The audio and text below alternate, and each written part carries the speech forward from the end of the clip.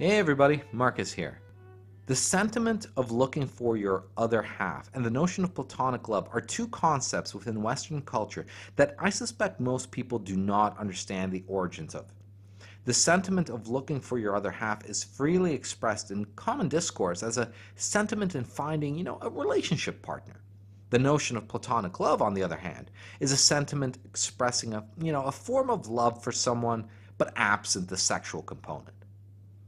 These, however, are mere half-truths, and in the case of the latter, the case of platonic love, a vulgar and base understanding that would be funny if it was not so depressingly obvious that even though this term is so common, people have no idea how important platonic love is to understanding what love is, meaning the form of love, what the essence of love is. The origin of both of these concepts, searching for your other half and platonic love, are found in Plato's dialogue entitled Symposium. Now, a symposium, as it was referred to in the times of Socrates, meaning around 450 BC, was a drinking party. A drinking party where you were obligated to drink copious amounts of wine. However, it was not some, Greek orgy as one would imagine. Well, at least not usually. Often, a symposium was an event where distinguished people would sit around discussing topics of importance, while getting completely smashed. However, the wine used at a symposium was traditionally watered down, so 1 part wine to 3 parts water. Well, at least these are the ratios they would start with. Now, Plato's dialogue Symposium, as you would guess, is the retelling of such a drinking party. After the dialogue Republic, the Symposium is considered the greatest works of Plato. The Symposium takes place at the house of Agathon. Now, Agathon is a young, attractive poet who just won the annual religious festivals competition for Greek tragedies. Now, Agathon is also a student of Gorgias. Gorgias is a well-known sophist, so whenever you get a character who is taught by Gorgias, you know that there will be corruption within the soul of the student. Now, on the way to the house of Agathon, Socrates stops mid-track and, sort of spaces out in thought. This is one of those quirks about Socrates. He'll just go into this trance for an undetermined amount of time, thinking about important things, one would assume.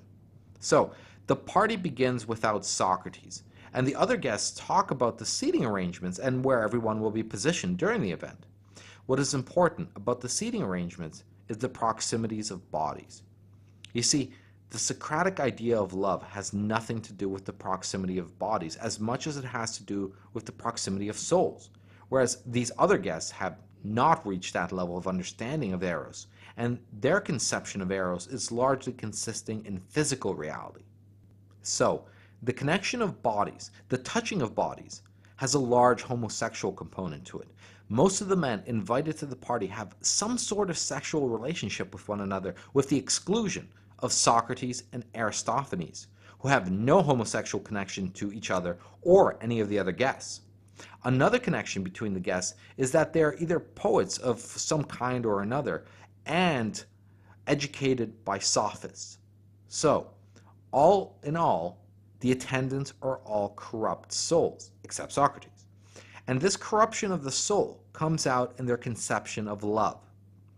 Let's imagine that Eros is a sort of marrow of the soul. The way the center of a bone has a marrow. When these guests make their speeches on the conception of love, what they will be unintentionally but clearly doing is reflecting the internal organization of their souls. The thing we love is a reflection of us.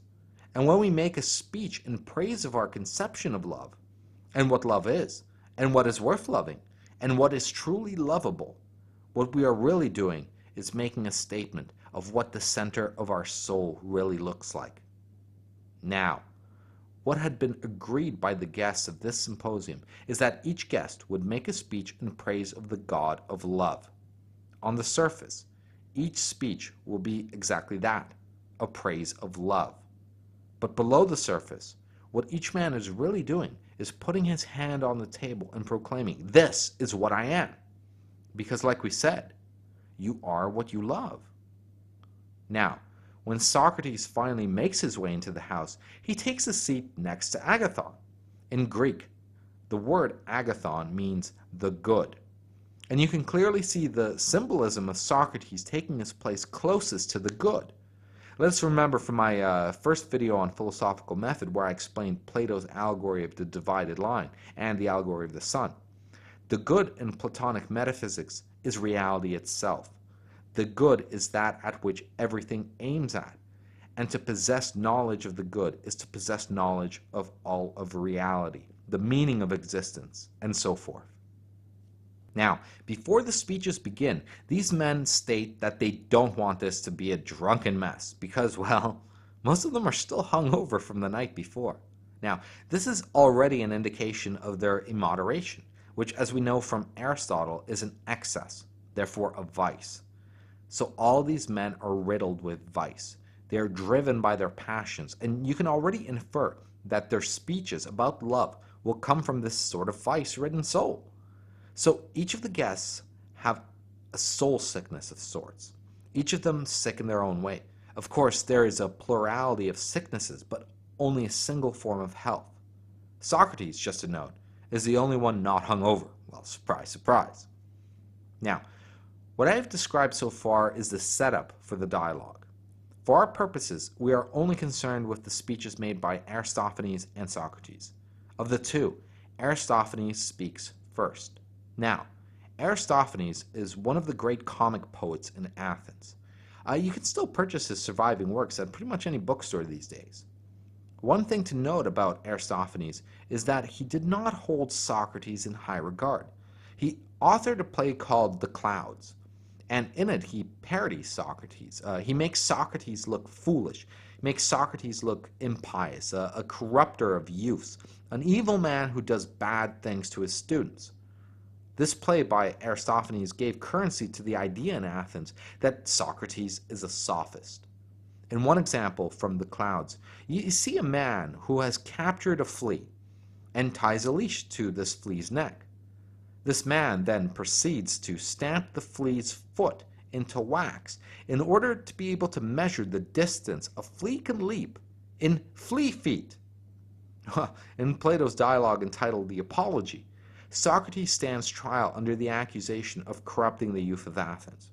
In the speech that Socrates gives in his defense, Socrates says that the real accusers are not the three men who have brought Socrates to trial. No, the real accusers are those poets that have made everyone think that Socrates is a sophist, that Aristophanes, who has popularized slander about Socrates through his plays, is Socrates' real accuser.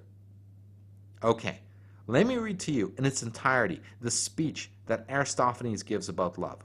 Now, Plato mimics the style of Aristophanes so accurately in this speech that scholars would accept it as an original if it was not part of Plato's dialogue.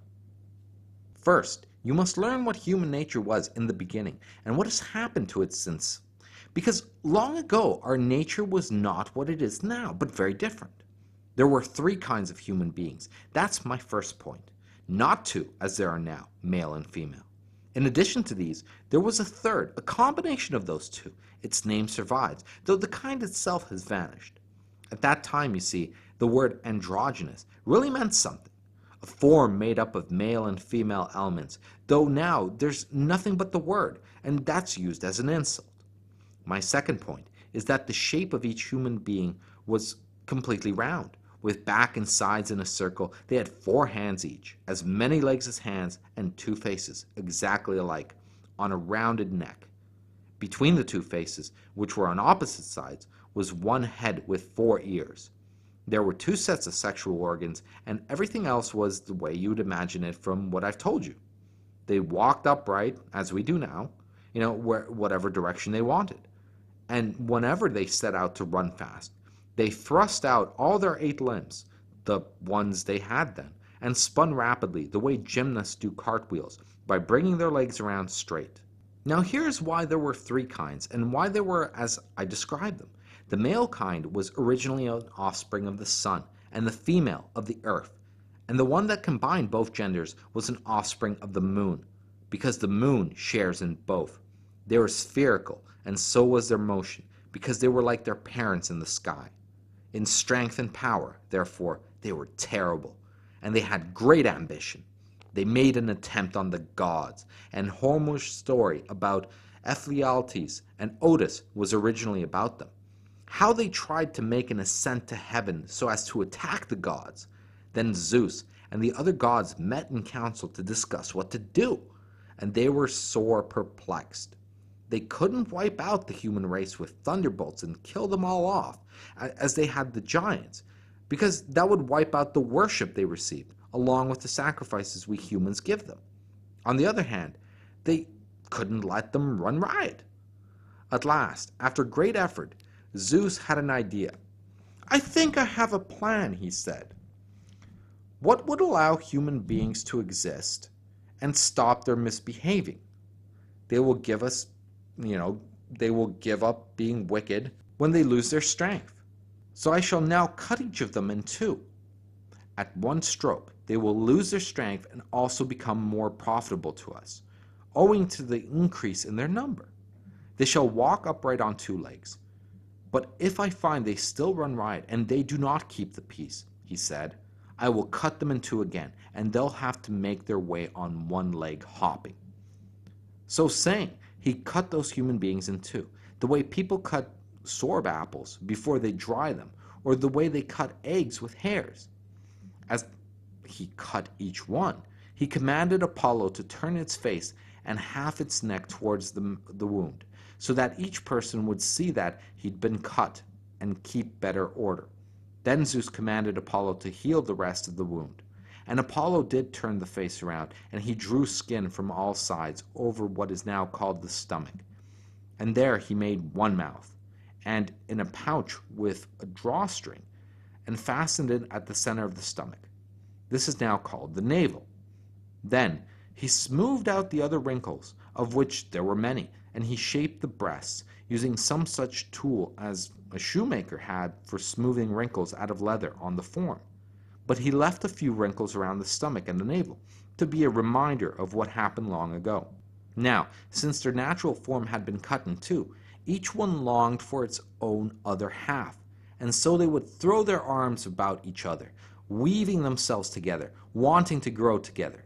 In that condition, they would die from hunger and general idleness, because they would not do anything apart from each other.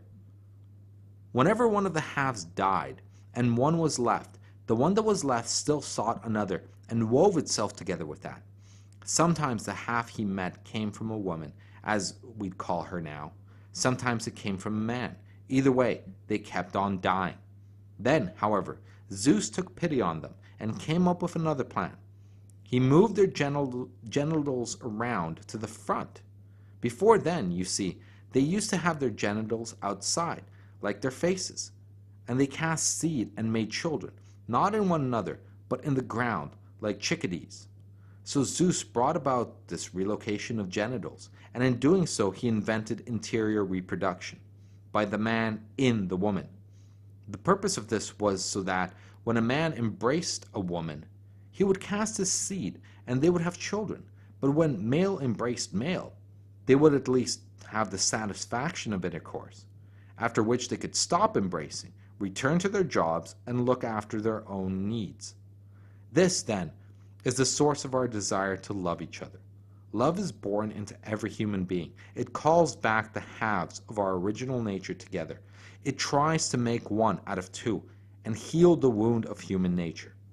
Each of us, then, is a matching half of a human whole, because each was sliced like a flatfish, two out of one, and each of us is always seeking the half that matches him. That's why a man who is split from the double sword, which used to be called androgynous, runs after women.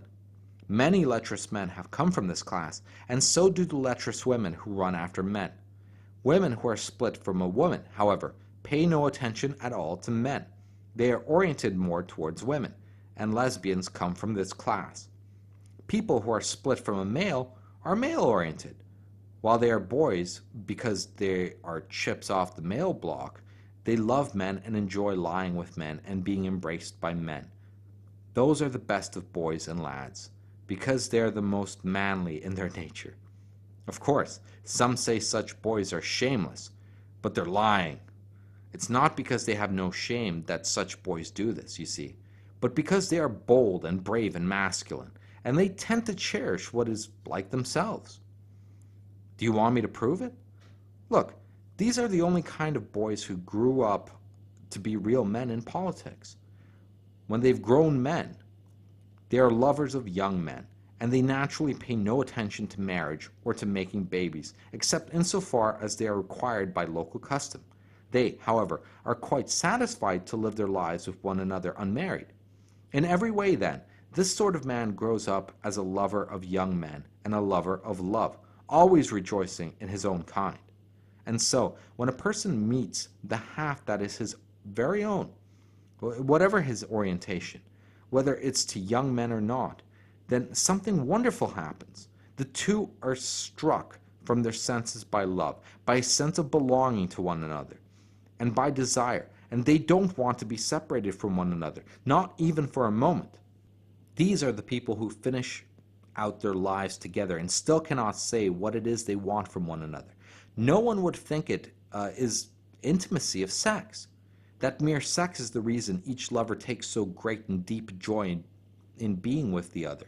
It's obvious that the soul of every lover longs for something else. His soul cannot say what it is, but like an oracle, it has a sense of what it wants, and like an oracle, it hides behind a riddle. Suppose two lovers are lying together, and Hephaestus stands over them with his mending tools, asking, "What is it you human beings really want from each other?" And suppose they're perplexed, and he asks them again, "Is this your heart's desire, then, for the two of you to become part of the same whole, as near as can be, and never to separate day or night? Because if that's your desire, I'd like to weld you together and join you into something that is naturally whole, so that the two of you are made into one. Then the two of you would share one life as long as you lived, because you would be one being. And by the same token, when you died, you would be one and not two in Hades, having died a single death. Look at your love and see if this is what you desire.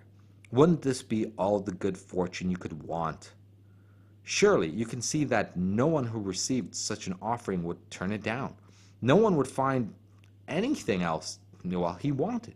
Instead, everyone would think he'd found out at last what he had always wanted, to come together and melt together with the one he loved, so that one person emerged from two. Why should this be so? It's because, as I said, we used to be complete wholes in our original nature, and now love is the name of our pursuit of wholeness, for our desire to be complete. Long ago we were united, as I said, but now the god has divided us as punishment for the wrong we did him, just as the Spartans divided the Arcadians. So there's a danger that if we don't keep order before the gods, we'll be split in two again, and then we'll be walking around in the conditions of people carved on gravestones as bas-relief, sawn apart between the nostrils like half-dice.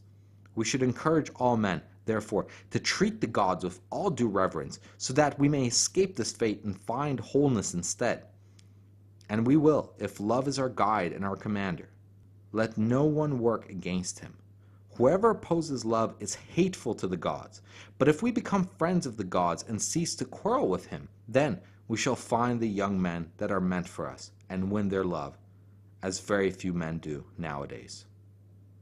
Well, here we can clearly see where the origins of searching for your other half comes in. Aristophanes lays out that there used to be three sexes in the past: male, female, and androgynous. However, each of the beings represented by these sexes were composed of 4 arms and 4 legs, 2 heads, and so on. So when Zeus split these beings in half with his thunderbolt as a punishment for their hubris, we ended up with the sort of people we have now. Though Zeus could have killed these beings, he did not, because then there would be no one to make all those nice sacrifices, rites and rituals for him. And that's how Zeus rolls. What is important to note is that when Zeus split the male sex, you ended up with 2 homosexual men. When he split the female sex, you ended up with 2 lesbians. And when he split the androgynous sex, you ended up with a straight man and a straight woman. So in this way, the homosexual man would look for another man as his other half, Same with the lesbian, and same with the straight man and woman. However, the other half was really the completion of the whole that originally existed, and this is the source of the yearning for that other half, the desire to merge back into a single being. And now, the only goal and desire in life for us is the desire to find our other half, regain our lost integrity in both senses, physically and spiritually, as without this other half, we are only partial people. Here is the really important part of the story, though. Remember when I said earlier that eros is like the marrow of the soul, and how a man talks of love is their confession of the internal organization of their soul? Well, this story is an explanation of the internal organization of the soul of Aristophanes and everyone else in modern times who clings to this idea of finding their other half. See, Aristophanes is only half a man. He's not a whole integrated human being, and for that reason he projects his own desires. He projects his own conception of good, his conception of the healthy soul, onto his conception of love. In this myth, we originally started out as these chaotic monsters of impiety, and that's what Aristophanes is now. And also, today, human beings are not really any better. We're still chaotic monsters of impiety, but only split in two. And the best that we can possibly do is to have Zeus glue us back together one day, which is what will finally make us happy. Now, earlier in the dialogue, Socrates had said that Aristophanes is a fully pious man, a servant of Dionysus and Aphrodite. But what this really means is that Aristophanes is only in the service of sex and wine, as Aphrodite and Dionysus are the gods of these things respectively. This is the most impious thing you can possibly devote yourself to. But Aristophanes sees himself as a conservative, pious man, which means that Aristophanes does not truly understand himself. Aristophanes is not only a great writer of comedy, his life is a great comedy. He's a clown that does not understand that he is constantly playing jokes on himself. As Aristophanes said, love is never to be withstood, and we must follow Eros wherever it goes, which basically translates to, Eros is what gives life meaning. Eros is what makes us happy, and the more we gratify our desires, the better off we shall be. It's a very unbalanced conception of self and of the good life. But this is exactly the comedy which plays itself out in the lives of those always in search of their other half. They have a corrupt soul, a soul still grounded in the pleasures of the flesh as their meaning to existence. Their fulfillment can only come by the presence of another, and as we all know, Eros is fleeting. So like a junkie, they will always be looking for that other half, never to find it, as their conception of the self is fundamentally wrong. Okay. Now that we have identified the origin of this idea of finding your other half, we can move on. After the speech of Aristophanes, Agathon speaks next. Now, like I said earlier, Agathon was taught by the sophist Gorgias, so you know you will get a great speech, but a morally corrupt speech. As it turns out, Agathon is in love with himself. He loves himself in that most extreme form of narcissism. So Agathon's speech is really going to be about Agathon describing himself. You know, he is wearing a laurel wreath. He just had 30,000 people clapping for him over the days of the competition he won. This man is just swimming in self-love to the point that he describes himself as the new Homer, who will teach virtue to the people. He's embarked on a lifelong romance with himself. Finally, Socrates' turn to speak comes up. Socrates says that he has learned about love from a woman named Diotima. Now, Diotima in Greek means the honor of God, which is ironic as the nature of all the speeches was supposed to be to honor the god of love, Eros. Also, this is going to be the first speech of the night that has a heterosexual overtone to it. Socrates then moves on and says that he thinks that everyone has misunderstood the nature of love, that love is not a god, because the gods are perfect. They don't lack anything, nor do they need anything. But love lacks. Love, then, must be a daemon, a demigod, something between the earthly, the human, and the divine. Love is a longing for perfection. Love is a longing for truth. Love is a longing for wisdom and knowledge and beauty, and since it is a longing, it cannot be a god, as a god already possesses all these things and longs for nothing. Love is not a desire for bodies, but for the perfection of the soul. Next, Diotima walks Socrates up the ladder of beauty. Love is a longing for perfected beauty, and when we fall in love, we see the image of this perfected beauty in the person we have fallen in love with. Now, if we correctly move in our education about love, we will move from the love of bodies to the love of a particular body, the love of one person. Then we move from loving one body to the love of the soul. And from the love of the soul, we move to the love of knowledge and wisdom. And finally, we move to the love of perfect forms of knowledge and wisdom. We move to loving the form of beauty itself. Of the ladder of beauty, beauty leads us aloft, out of daily, mundane, prosaic things of something else, something better, something higher. And it is this love of souls that drives us to perfect the soul of the beloved. Love is a longing for eternity, a longing for perfection. Remember the Platonic forms in the realm of the forms from my videos on method? Well, the Platonic forms are both perfect and eternal. This is where love finally leads to. And you know what? Socrates embodies all of the qualities of this daemon of love. You see, Platonic love is not a love merely free of sex. It is the kind of love a philosopher has, which makes philosophers the best lovers. It transcends sex because it transcends the physical. Physical beauty is merely the image, the reflection, the shadow of the form of beauty. And through the ladder of beauty, we climb up the divided line until we move from the physical realm and into the intelligible realm. We move up the divided line until we love the form of beauty itself. When we have done this, we embody the daemon of love. Aristotle, like Socrates, saw eudaimonia as the end, which is good in itself, and we need to strive for. It is the word roughly translated, well, to happiness. But now I can tell you the deeper meaning of this word. Eudaimonia literally means to have a good daemon inside of you, the daemon of love. And to possess this daemon of love is to possess happiness, as they are one and the same. And to embody the daemon of love is to possess Platonic love. As a side note, the term Platonic love came into circulation in its now accepted common interpretation from Marsilio Ficino's work De Amor, published in 1484. Ficino's coining of the term Platonic love comes from his interpretation of this dialogue, the Symposium. Now, what I've pretty much done here is given you a rhetorical summation of the speech that Socrates made in the Symposium. The dialogue itself, however, has a very well-developed argument for all the claims I am presenting here. The argument, well, it's quite long, probably half a dozen pages, so if you don't want to take my word for it, then please read the dialogue yourself. Lastly, what I want to do in this video is to make a connection between Platonic love and the sort of love women, well, claim to want. Now, if you look at romance novels like Twilight and all the other paranormal romance variants, what do you end up seeing?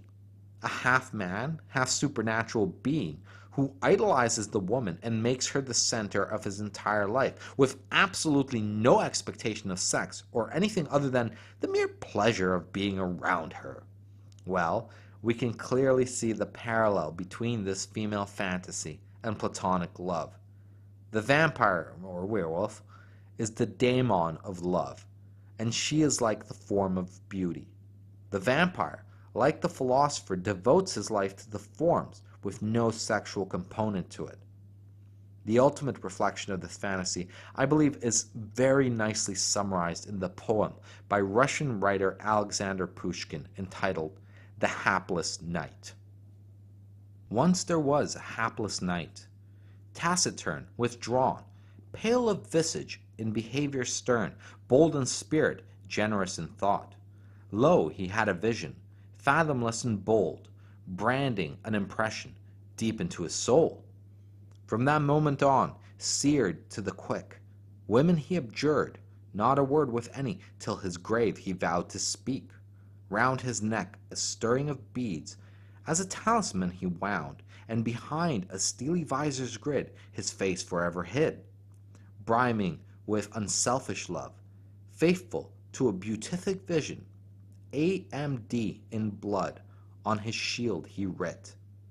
In the desert of the east, scaling rocks and dunes surmounting, every paladin into battle charged, his lady's name pronouncing. Lumen coeli sancturosa was the hapless warrior's cry, and, like a thunderbolt from high, into battle he did fly. On returning to his castle keep, he survived in strict seclusion, always silent, always stern. Thus his lonely days drew to a mad conclusion. You see, the hapless knight on his shield had transcribed AMD, Ave Mater Dei, signifying the Virgin Mary. You see, this knight idolized the Virgin Mary, and for that idol, he basically devoted his entire life to. You see, the essence of a mangina, as I see it, seems to be exactly this hapless knight. A man who possesses the elements of platonic love for a woman, but he confuses the form of beauty with the woman herself. You know, this is every male protagonist in every romance novel ever written. The woman in these novels, however, know love in the way that Agathon knows love, the narcissistic ideation of themselves. So the hapless knight is their ideal partner then. Thanks for listening. Go team.